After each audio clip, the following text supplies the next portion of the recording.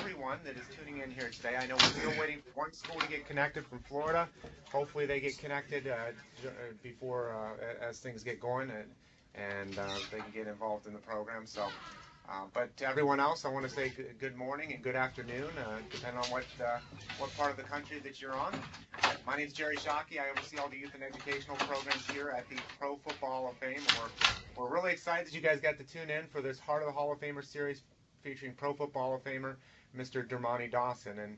And some of you have been a part of the program before. You know the premise. Those of you that haven't, really the idea behind this is to convey really what it took to get into the Hall of Fame beyond just the athletic ability. We know our Hall of Famers are great examples of athleticism and skill, but it took so much more than that to get into the Hall of Fame. It took those core character qualities, many of which that you guys are studying, the 6 pillars, the trustworthiness, the respect, the responsibility, the fairness, caring, the citizenship.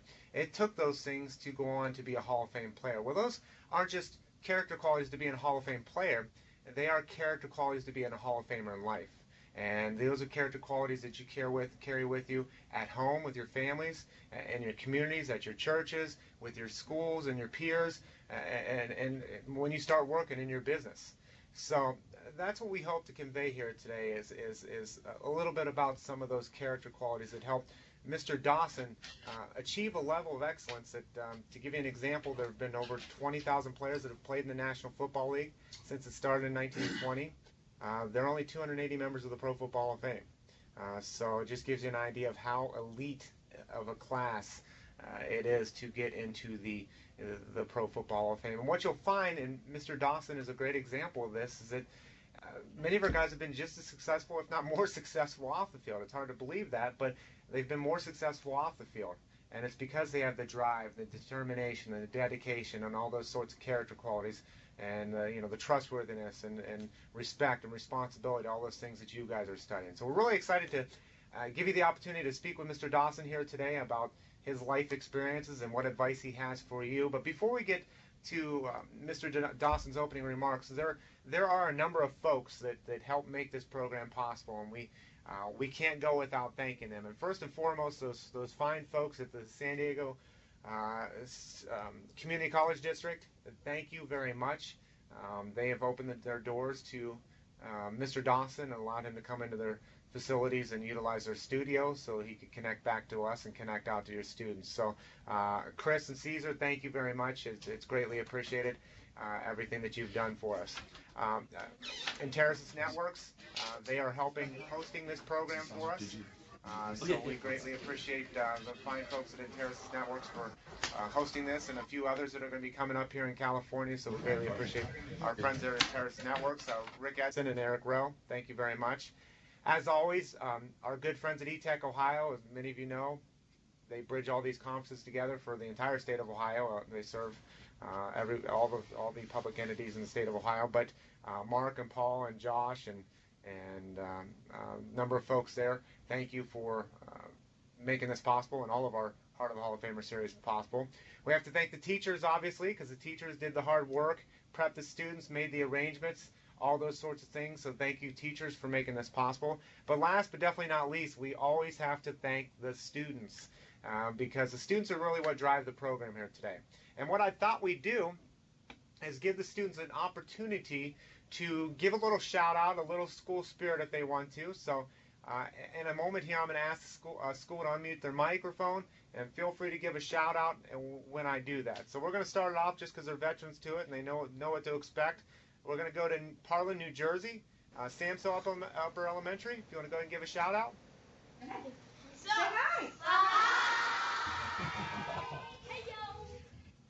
Okay, thank you, Samso, and there you go. You popped up on the screen there. Very good. So thank you, Samso. We greatly appreciate you guys being here. Go ahead and mute there in New Jersey, and let's come back to Ohio and South Euclid Memorial Junior High. If you want to give a shout out. Seth, what's up? What's up? Okay. Thank you, Memorial. We appreciate that. Go ahead and mute there in South Euclid. And let's go to, now make sure we don't confuse the two. Let's go to New York with Stanford with an M. Stanford?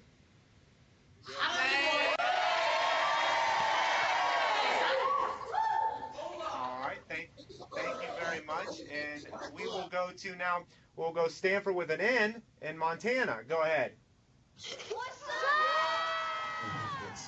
up? Okay. Thank you, Stanford. Let's go to Post Oaks in Spotsylvania, Virginia.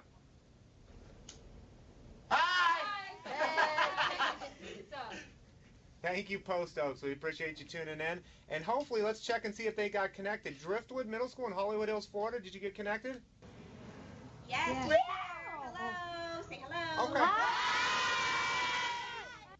There we go. There we go. Thank you, students. We appreciate it. So I'll remind all the schools to make sure to keep your microphones muted throughout the program so we can eliminate any background noise, any distractions during the program. I'll call upon you when we ask you to ask your questions.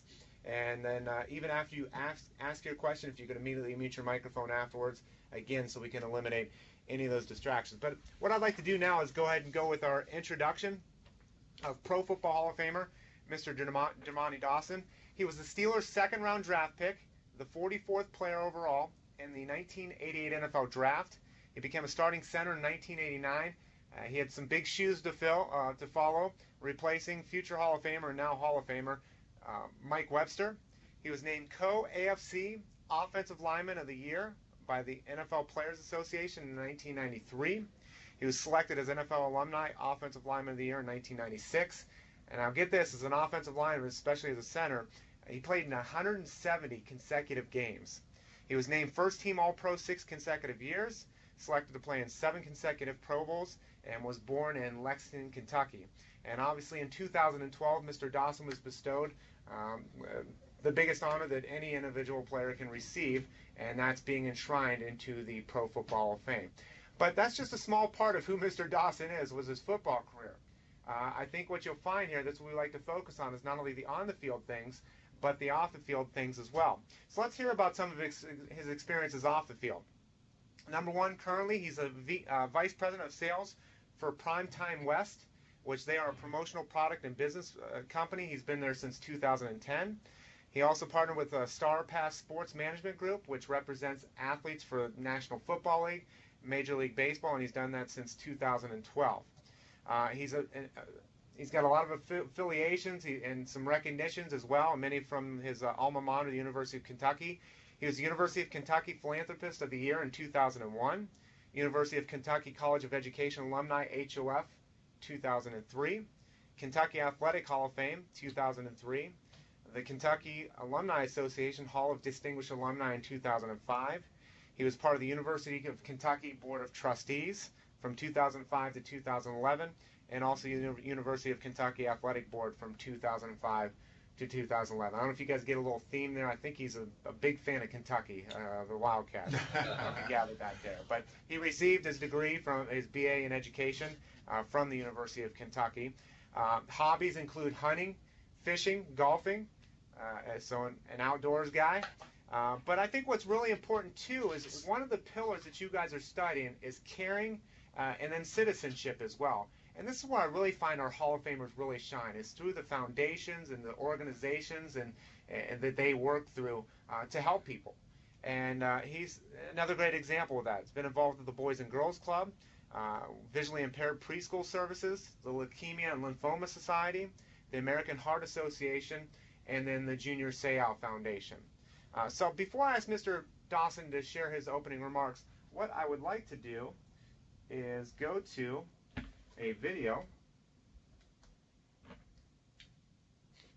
Give me just a second here. It should pop up here for you. We'll go to video for you. After replacing Hall of Famer Mike Webster, Dermontti Dawson was the anchor of the Steelers' offensive line during his 13-year career. Number 63 blocked for 6 1,000-yard rushers and was named to the Pro Bowl 7 consecutive times. In 1994 and 1997, Dawson helped pave the way for a Steelers run game that led the NFL in rushing yards. Dawson ended his career with 170 consecutive starts and was named the center on the 1990s All-Decade team. Okay, if you can all just for a second there unmute your microphones and join me in giving a warm round of applause to Pro Football Hall of Famer Mr. Dermontti Dawson.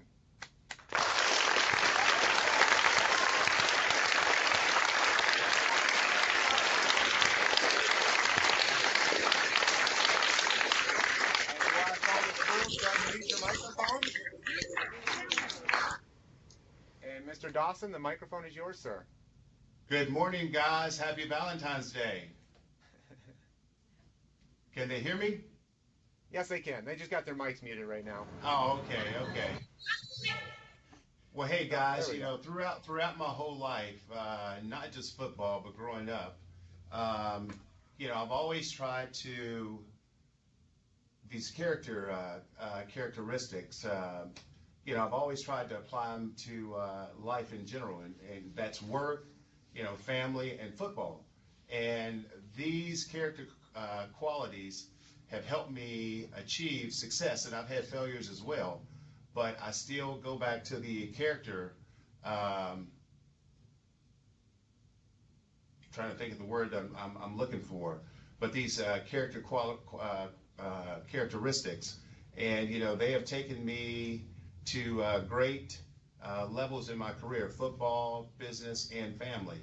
And I try to convey the same to my kids as well, for those guys to, you know, act with integrity and accountability, you know, giving back to the community, and also treating people with respect. And, you know, hopefully today with my interaction with you guys that, you know, I can answer some questions for you and maybe give you, you know, some advice to where you can apply some of these characteristics and apply them to each part of your life.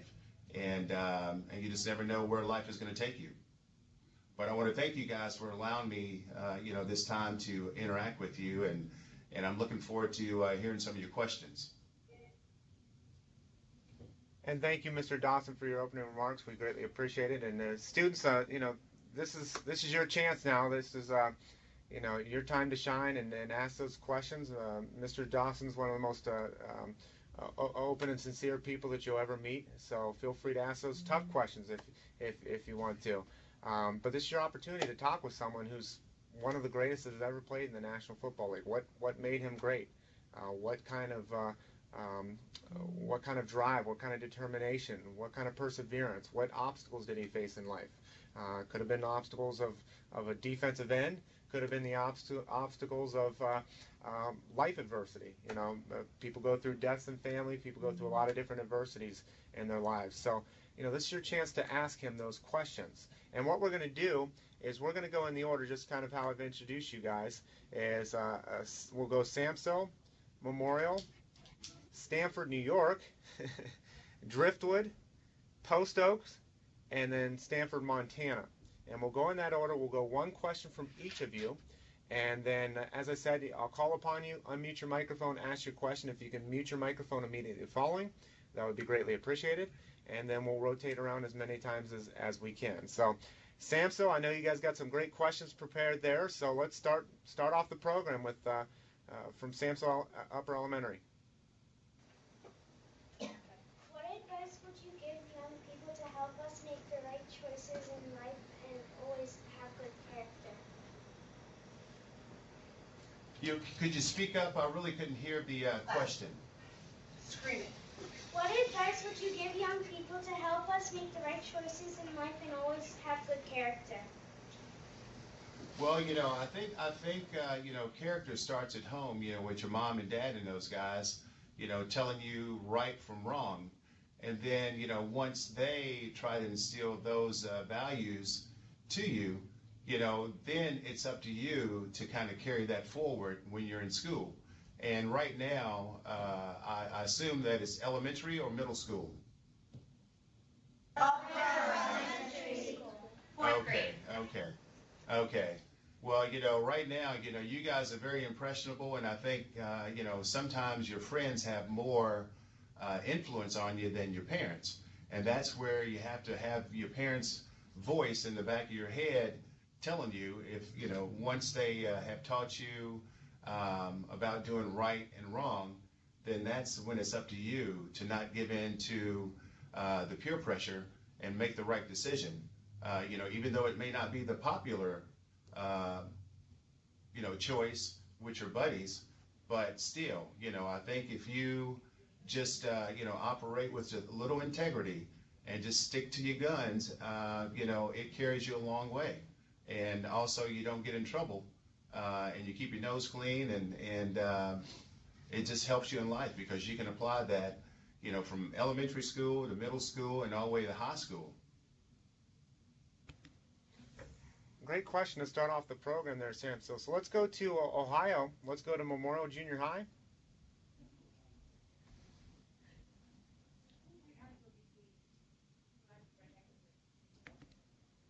Memorial?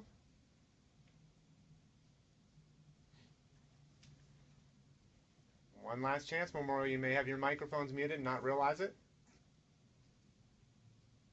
Okay, well, we'll come back to Memorial in just a second. Let's go to Stanford, New York.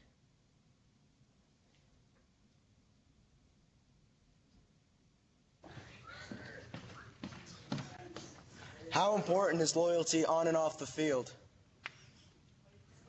Loyalty is important on and off the field. You just have to be loyal because it's a team sport. So the coaches and your teammates are dependent on you. So you have to be loyal and making sure that you take care of yourself and do the things that you need to do to prepare for a game each and every week. And also being loyal to the team, not going out and running the streets and getting yourself in trouble, because not only do you, represent the team, you represent your players as well, your teammates. And, loyalty is a big thing that, some of the teams look for when it comes to drafting a certain player, because they want to make sure you're going to be loyal to the program, loyal to the community, and loyal to your teammates. So loyalty plays a very, very big role. Okay, thank you very much, Stanford. And we'll go to Florida now. Hollywood Hills, if you have a question, go ahead.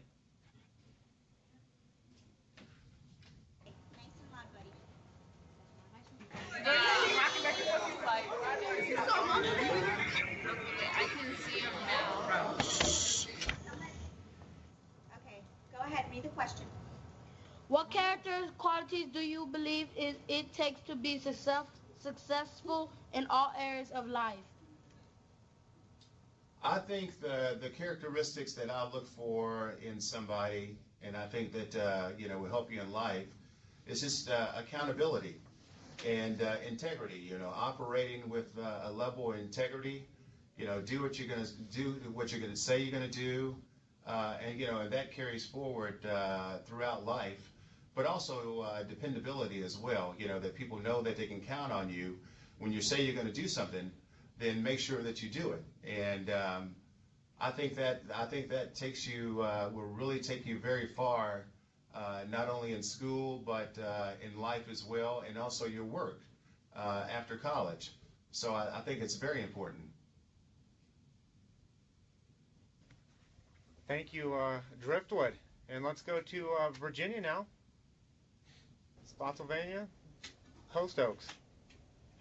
How did you show responsibility and fairness during the game, and do you think the players today show these qualities? Well, I think, football is just such a violent game. I mean, you have so many different personalities playing football, and being responsible. You were talking about responsibility.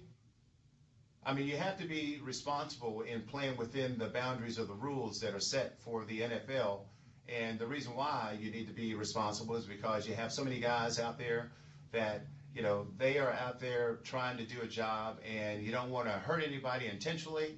And so you need to be responsible on the field and make sure that you stay within the boundaries of the rules that have been set by the NFL to make sure that you don't get yourself in trouble or get fined.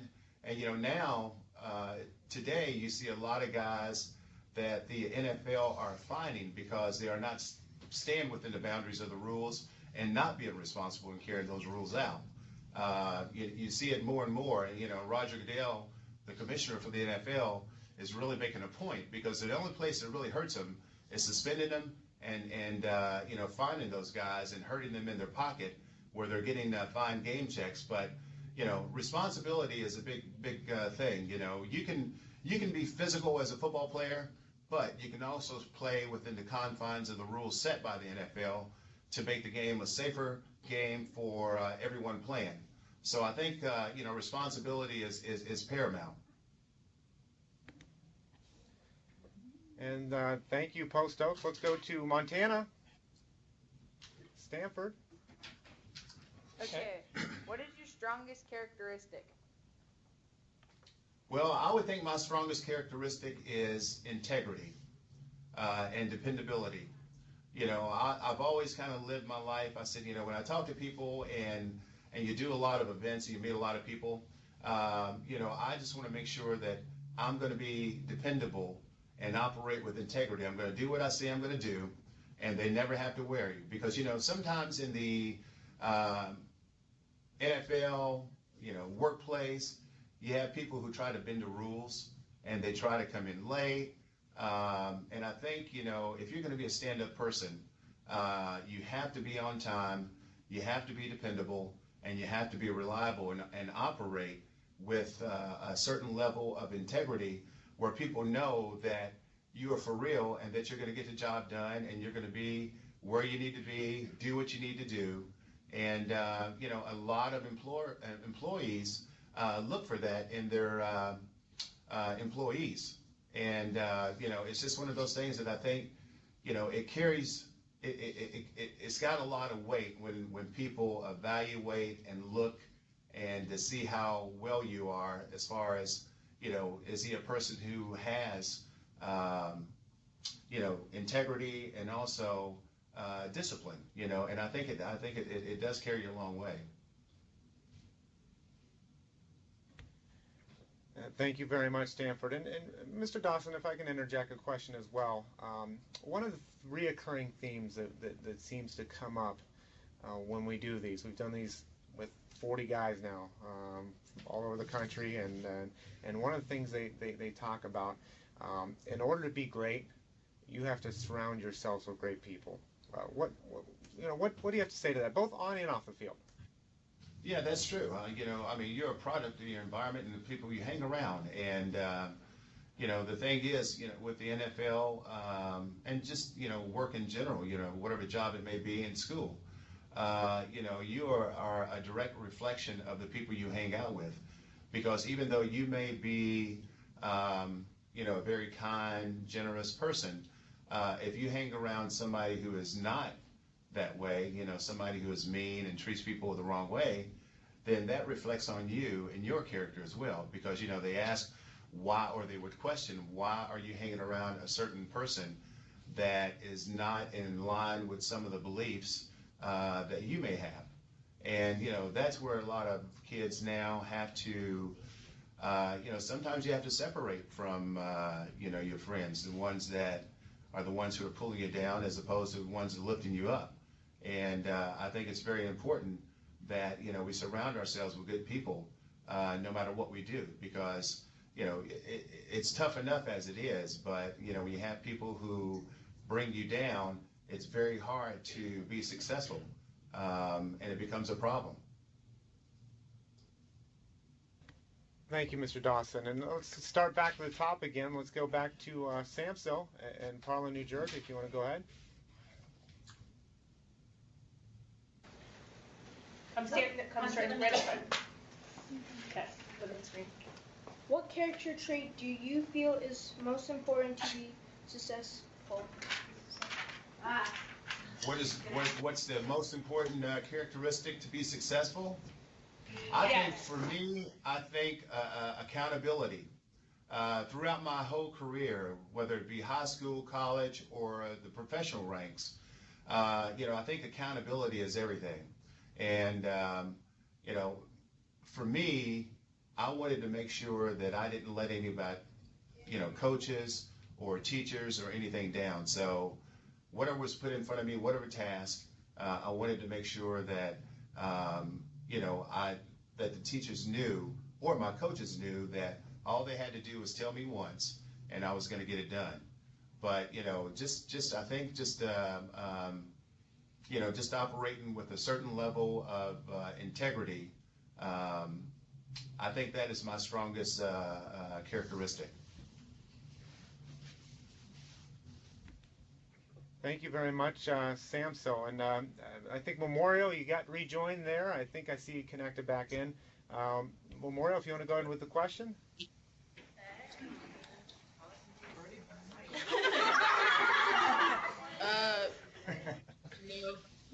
It's a pleasure to meet you, sir.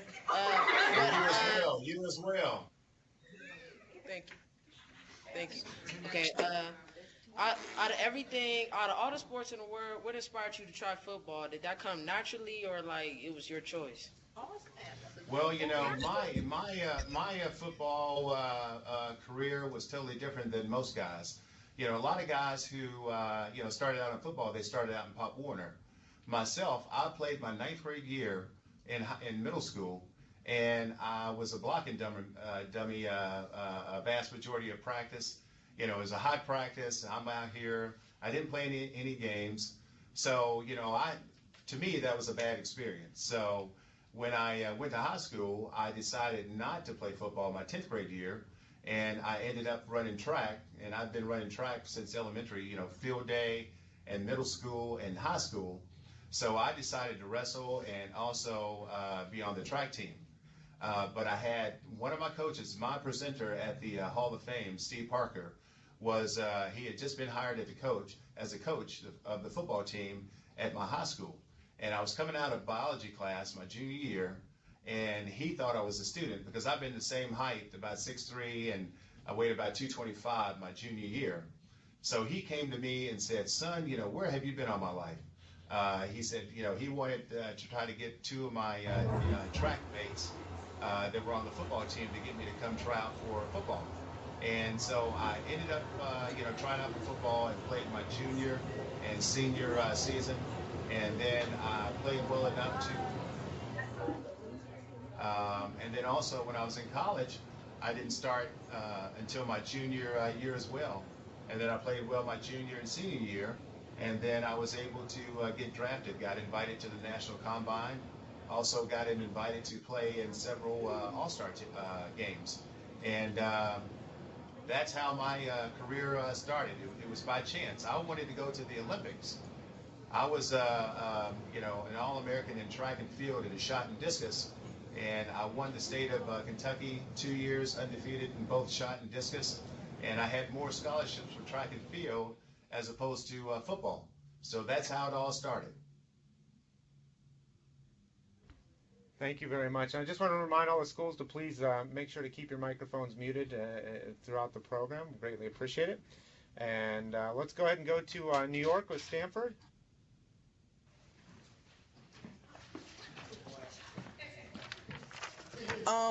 Which of the 6 pillars of character do you believe is most important when establishing positive peer relationships?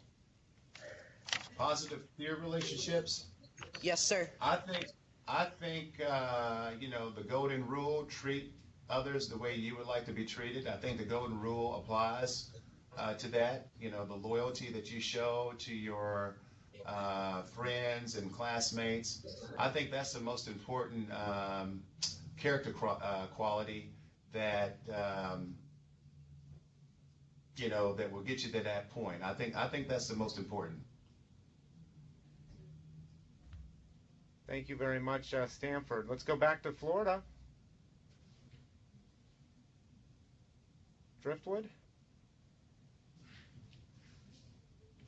I know they were having some technical problems at Driftwood. They sent me an email. Okay, we'll come back to Driftwood here in just a moment. Let's go to Post Oaks in Virginia.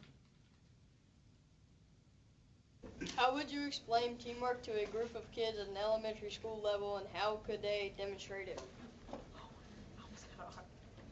Teamwork. Teamwork is just helping one another, basically. That's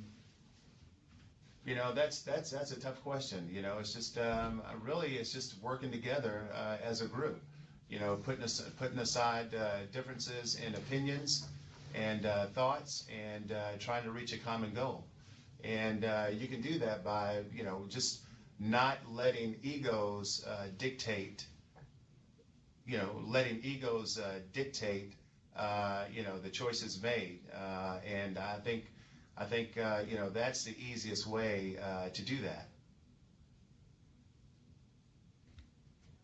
And one of the things, if I can just add on there, it's one of the reasons why we feel pro football is the ultimate team sport and is a great example of in some cases of life, we function every day in teams, whether it's at the workplace, whether it's in school, whether it's a committee or a group that you're a part of, whether it's an after-hours social group, whatever it might be, your friends. We all function as teams, and we all play a role in that team. And Mr. Dawson's already, talked about this a number of times, but the key to being a good teammate is having accountability, is being accountable, is being dependable. Teams don't work unless they're accountable. Mr. Dawson has to be accountable on the field for his assignment. Whatever his assignment on that particular play, or what happens to that play, it doesn't work. That play, if he's not studying, if he's not preparing, if he's not doing the things necessary, not just in the game, but leading up to the game. And those are things that you guys can take back and apply. You take a test in the class. The test is only part of it. The preparation into taking that test is the key part. And that's one of the things you'll find, that our Hall of Famers, their preparation is unparalleled. They are studying, they are reading, they are watching game film, they're putting in the hours, and they do the same thing off the field in their careers, studying their market trends, how to better market their products or programs or whatever it might be. So teamwork, we function as a society as teams, and we really feel that, like I said, football is kind of a microcosm or a great example of that team atmosphere. Let's go to Stanford, Montana. Hi, I'm Anna Jamison, and I was wondering, if you didn't do football, what would you do instead? Well, I tell you what, that's a funny. I always tell this story. When I was in high school, I used to love woodworking because I grew up. My grandfather had a lot of property, and my uncle had a lot of property and businesses. So I used to help those guys, do repairs. I do roofing. I can do electrical. I can do carpentry. And I was really interested in high school for woodworking. And I won some national awards for some of the furniture that I made in high school. And if because my parents couldn't afford to send me to college, I would have had to work or get a loan to go to college. So I really wanted to be a woodworker as well when I was coming out of high school, if I did not get a scholarship to go to college. But, it was either carpentry or woodworking. I still, to this day, I do a lot of little projects around the house. I can pretty much fix anything. My girlfriend calls me MacGyver because I always find solutions to, make things better, and I can fix everything. But yeah, I almost wanted to be a carpenter and woodworker. Thank you very much. That's a great question there, Stanford. And let's go back to the top again. Let's go to Samsel Elementary. Ricky. Nice and slow and loud. Are there times in your life that you felt that it was difficult to have good character? I'm sorry, could you repeat that? Really loud. Are there times in your life that you felt that it was difficult to have good character? No, I've never struggled with character, because when I was growing up, my dad was, a very, very strict guy when it came to schoolwork. And then also, my mom as well, she was very strict in making sure that we did the things we needed to do to kind of get us ahead in life. My grandmother was a big influence on me as well. But, I never did struggle. You have times where you sometimes sway away from your core beliefs, but, I really didn't struggle with that very much when I was growing up. Thank you very much, Samsel. Let's go to South Euclid Memorial. Was it hard to get to the NFL? It is very hard to get to the NFL because less than 1% of the football players in the whole country, college players coming out, make it to the NFL. Of course you have to have talent. You have to work hard, and sometimes it's being in the right place at the right time, and also for a team having a need, such as a player like myself or another player that they're interested in. But it's a very, very tough business, and I always try to tell kids, I said, that's great that you set goals that you want to be a professional athlete, but the likelihood of say a person making it is very, very slim. And that's why I tell guys all the time, or kids, I said, it's great to have that goal, but always have a plan B, something to fall back on. And, even if you're blessed enough to get a scholarship, whether it be track or any sport, education comes first, because that's something that you can build a whole career in life from. And, football, even if you were to make it, it's not a very long career. And you don't know whether or not you're going to get hurt the first year, second year. So it's a tough business to get into, but it's a very rewarding business as well if you're able and lucky enough to play any professional sport. And Mr. Dawson is spot on with the statistic. It's actually, according to the NFL Players Association, it's a statistic we use quite often because we do a program on careers in the NFL other than being pro athletes. It's 0.2% of high school seniors that play football will ever make an NFL roster. 0.2%. So think about that in numbers. That might not click to you yet, but that's 2 in 1,000. That's 1 in every 500 high school seniors that play football. So if you think your high school team that has 40 or 50 players, maybe 20 or 25 of them are seniors, it's going to take 20 to 25 high schools. And you might have one person make it professionally. And even at that, the average NFL career is only about 3.5 years. Yes. It's good to have dreams and goals, and I encourage you to go for it.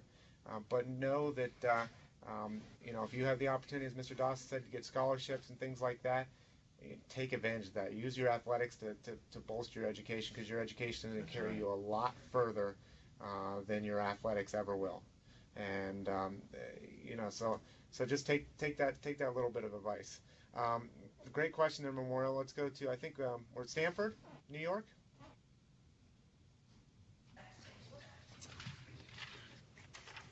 Okay, sir, how you doing? I'm doing well. Good morning to you. Good morning. What advice can you give young people who are often struggling with peer pressure? Well, that's a tough question, because, some kids who struggle with peer pressure,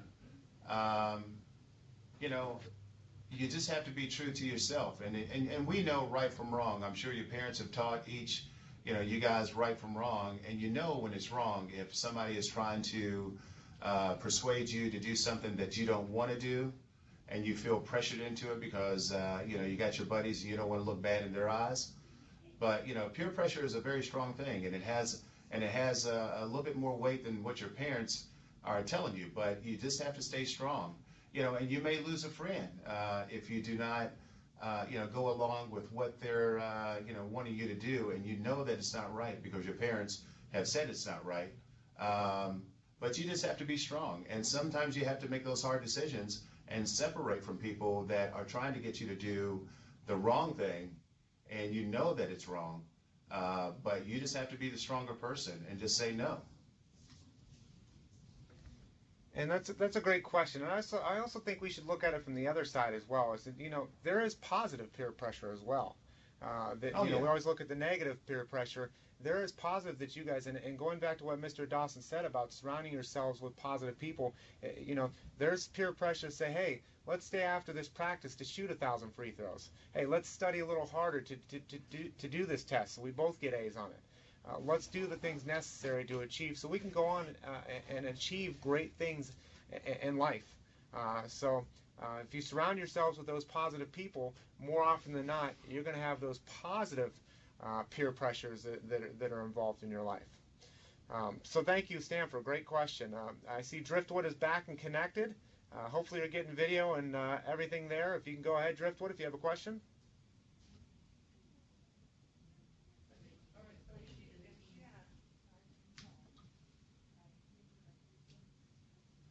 Driftwood?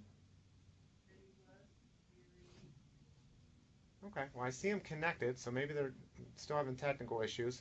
Let's go to Post Oaks. Was it hard to show respect for the coaches and their teammates during and after each game? Was it hard to show respect for my teammates and coaches before and after a game? No, it's not hard to show respect for your teammates and your coaches. Because we're all working towards a common goal, and you have to be respectful for one another. You may not agree, but you still have to be respectful to your coaches and your players as well, your teammates. So no, it was not a hard thing to be respectful to both coaches and my teammates. What about the other team? No. It's not hard being respectful for your opponent either. It's just the thing is, you can be, football is such a physical game, and yeah, you are trying to win each and every game, but you still can be respectful. When the whistle blows, you continue to go 100% until the whistle stops or until the whistle blows, but you still can be respectful to your teammates. Yeah, there's a little pushing and verbal things going on, but you still can be respectful because you do have that mutual respect for those guys. Because, like I said earlier, you really don't want to do anything that jeopardizes their career, because it's so hard to reach that point. And once you reach that point, if you don't respect a guy and you try to take him out, which is not the right way to do things. But yeah, you can play against your opponent and still have a mutual respect for him. And Mr. Dawson, as we talk about your opponents and talk about players and even players today, are there any in the NFL today that maybe you know personally that you think that maybe the students know that you think are good examples of high character guys, if you will? Yeah, well, these are guys that I played with, Darryl Green and Charles Mann. You got a lot of guys, Kevin Mawai, who just retired from the Jets, and I think he was in Seattle once he retired. But some of these guys are doing some phenomenal things within their communities and trying to uplift the youth in their areas. So you have a lot of guys who are doing a lot of positive things to kind of uplift and give, great advice to young people on how they can better their situation, no matter what situation you come from, whether it's a good home, bad home. But, a lot of guys are doing a lot of good work out in the communities. Junior Seau here in San Diego was doing a lot of stuff for youth, at-risk youth, and is just a phenomenal guy. It's just a shame that he's not with us anymore. But you have a lot of guys. You got Charles Tillman in Chicago that does a lot of, he does a lot of grocery giveaways and clothing giveaway to underprivileged kids and families. But you got a ton of guys out there doing a lot of good things. Sometimes that stuff is not put in the media because really only bad news really sells, and that's what they really want to put in the newspapers. They don't see all the good things that some of these guys are doing throughout the communities. So yeah, there's a lot of guys doing a lot of great things. And yeah, I think that's so important that you conveyed that, Mr. Dawson, is that, we unfortunately as a society like to consume bad things. When I say consume, the stories, the bad stories, the negatives. And just remember, students, for every negative story you read about an NFL athlete, or any athlete for that matter, in any sport, know that there's 10 other guys doing great things in the community. Another Steeler that does great things. He's a backup to Ben Roethlisberger, Charlie Batch. He has the Best of the Batch Foundation. We do work with Charlie. I'm sure Mr. Dawson is aware of his foundation. Pretty much he's doing work on the same streets where his brother was murdered in Pittsburgh. So helping at-risk youth. So there's so many positive role models in the National Football League. So don't let those few negative stories that that spread across every headline when it takes place.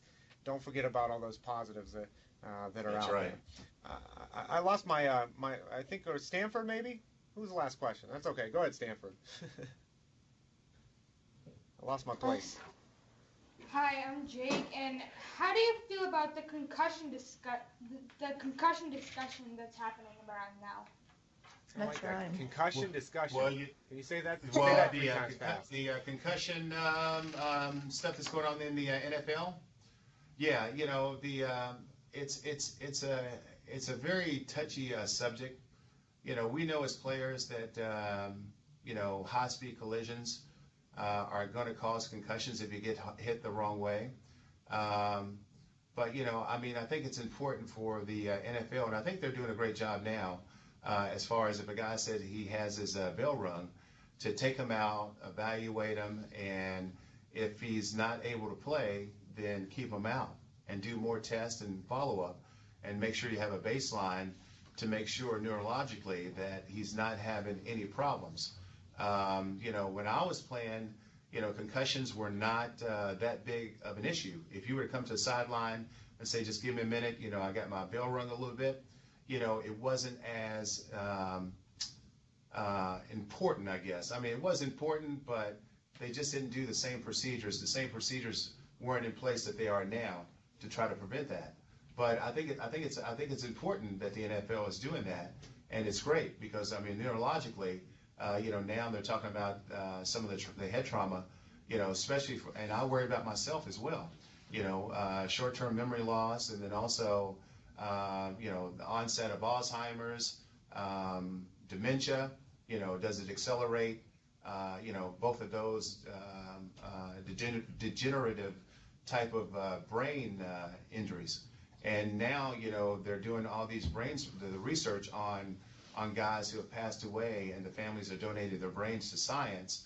And now they're showing that the gray matter, that's developed because of the brain injuries, with the concussions, whether they knew they had one or not, it could be mild, severe, and they have different grades for it. But I think they're doing a thing in the league now to try to prevent guys from going back in after they have sustained a concussion. So I think they're on the right track. But, I just still worry about myself as well, because I've had quite a few, concussions as well. So I think the NFL has been very proactive in trying to prevent or lessen the neurological damage that guys are doing to themselves. But it's going to be unavoidable because it's such a violent game. You have big guys who are 300 plus pounds running into one another, and there's a collision each and every play. So, but the NFL is trying to do their best to alleviate and eliminate some of the long-term effects of concussions, making sure the guys don't go back in until they're cleared and they do a neurological test to show that they are capable of going back into a game. And great question there, Stanford. Let's go back. I think we got about 10 minutes left. We might be able to get one question from each school to end the program. Samsil, go ahead. Paul, go to the middle. Loud. Have you ever played with a team member who you felt did not have good character, and how did you deal with it? Well, I mean, you have a team and you have, 53 guys on a team, so you're going to have to deal with a lot of different personalities.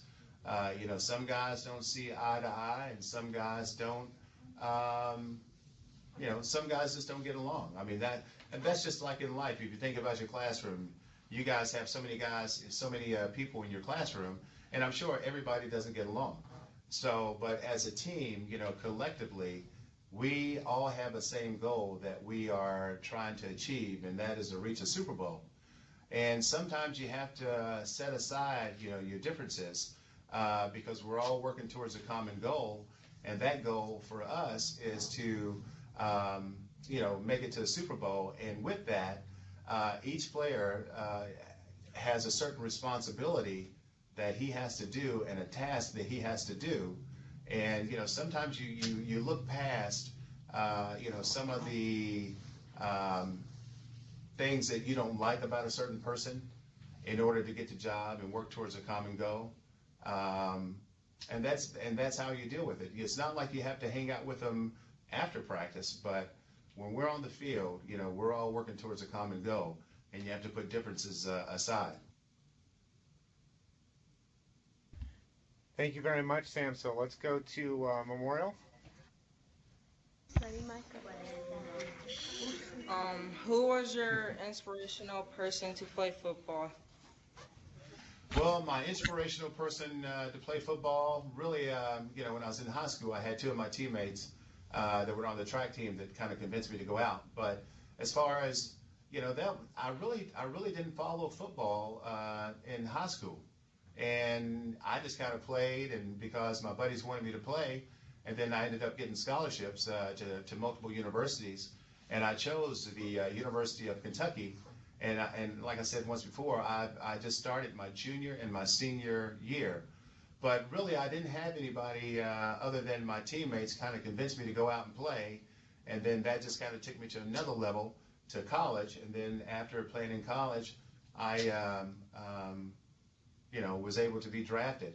But the one person that I looked up to when I got to the pros was Mike Webster. Mike Webster was in his 15th year, my rookie year. I started beside Mike my rookie year at guard. And when Mike left Pittsburgh in '89 and went to Kansas City, I used to see Mike my rookie year, so I was always picking his brain about, just kind of observing him. I used to get in early in the morning, and I would be in the weight room early in the morning, but Mike would be in there way earlier than I was. And I used to look at Mike, how he used to prepare in the classroom, looking at film. He would be first in drills, and he led by example. And when Mike went to Kansas City after the '88 season, I won the starting center role. And so I tried to emulate everything that Mike did and the way he led by example. And I tried to do the same by leading by example. And so Mike Webster, one of my teammates, was one of my biggest influences once I got to the NFL.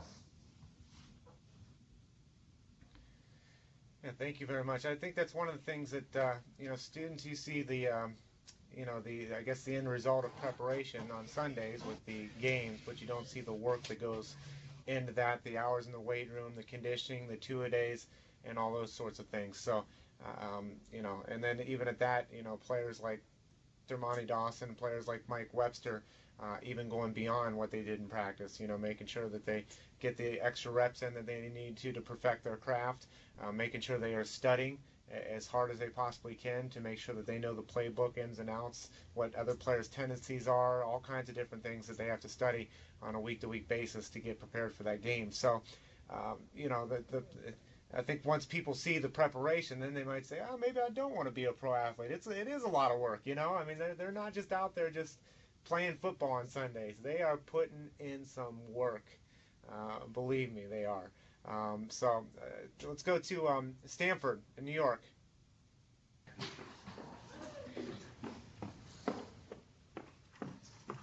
How important is integrity when it comes to being a team player? Well, integrity is very, very important. Integrity, standing up for what you believe in, and doing what you say you're going to do. You have to have a certain level of integrity because, now guys who are coming out of college, the NFL, they have these psychologists that have prepared these tests to kind of look and see if a guy has integrity based on the questions that they answer or how they answer the questions. But you have to have integrity, and integrity. You have to have integrity when in your workplace, in school. Just making sure that you do what you say you're going to do, and I know that's kind of accountability as well. But just being a stand-up person and truly believing in your true core values, what's important to you. So integrity plays a very, very big role.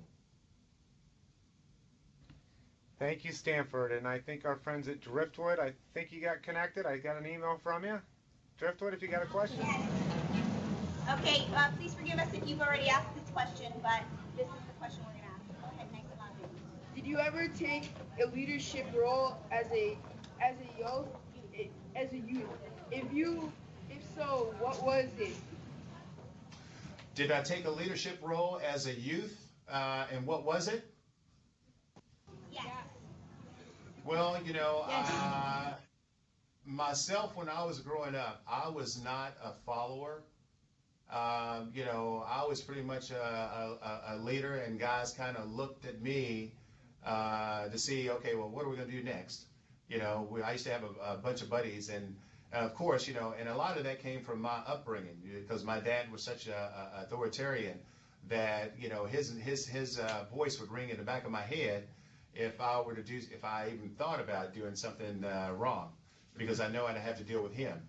But as far as leadership, yeah, I was one of those guys who kind of took command, and I think a lot of that is based on my upbringing, because my dad was an alcoholic when I was growing up, and I had a brother who was 4 years younger than I. So my mom was a nurse, and she had to work crazy hours. So I was responsible for my brother, and even in the summertime when most kids are going to daycare, I would be in charge of my brother to take care of him and watch over him. And I think because the responsibility was put on me at an early age, I think that is what kind of made me,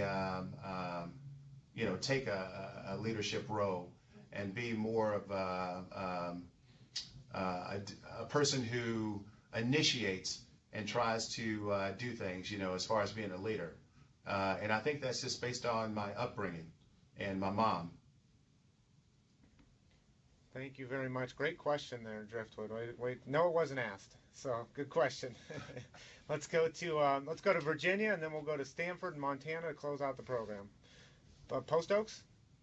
All right. What character qualities do you believe it takes to be successful in all areas of life and not just football? Well, I think accountability is the most important, being accountable and making sure you do what you say you're going to do. And then also in the workplace, when you, take a job or in school, the homework that you guys are given, the teacher gives out the homework to you guys, and you guys have to go home and do homework, and you have different worksheets. And, being accountable and making sure you don't make excuses or procrastinate not doing your homework. The same goes with football. Accountability, making sure you prepare yourself, your body, mentally and physically, getting ready for game, knowing the game plan, and I think the characteristic that is most important that can take you a long way is accountability, because people that are on the outside looking at you, how you handle certain situations, to see if you are going to be accountable. That is a very important characteristic that I think can take you a long way in every facet of life. Thank you very much, Post Oaks. And last question of the program, Stanford, Montana, go ahead. I'm Stephen Vincent, and is there something you regret from playing football? Is there something I regret playing football? Yeah. I don't regret anything from playing football. I had a great experience in high school. I had a great experience in college. I had a great experience in the pros. And for me, it was a dream come true once I made it to the NFL. And and I never would have thought that I would have accomplished all the accolades and the attention that I'd received throughout my playing career. So I am truly pleased, and I have no regrets whatsoever from football. And great question to close that. Mr. Dawson, you've touched on a lot of things, and I think students, one thing to take away, I think he made it pretty clear. Really, the three things that he thinks are recipes to being successful is being accountable, being dependable, and having integrity. Mr. Dawson, are there anything else you'd like to share with these students, whether to reiterate something or to touch on something maybe you didn't touch on before, just to close the program? Well, and then also I think, one thing I try to teach my kids, which I think is important, is giving back to the community. We as athletes or students, we all can, make this world a better place by getting involved with our communities and volunteering, because it kind of shows you a different perspective in life, because, there are a lot of people out there who are less fortunate than us. And I know I used to try to teach my kids. They would have toys and things they were stuffed in a closet. And I said, why don't we pick out some of these items and give them away to somebody less fortunate. And, you just never know how that's going to uplift those guys and also make a difference in their lives. So I think, that is an important thing, is getting involved with the community and volunteering as well. Well, thank you very much, Mr. Dawson. Just on behalf of the Pro Football Hall of Fame, from Steve Perry to our executive staff, you know him. You've gotten to know him this year, over the past year, with your induction and having your family and friends in. We greatly appreciate your support of not only our educational programs, but of the Pro Football Hall of Fame. We greatly appreciate that. Thank you very much, sir. Thank you. Thank you very much. And thank all you guys for having me. Students, let's unmute your microphones. Give them a round of applause, please. Say thank you.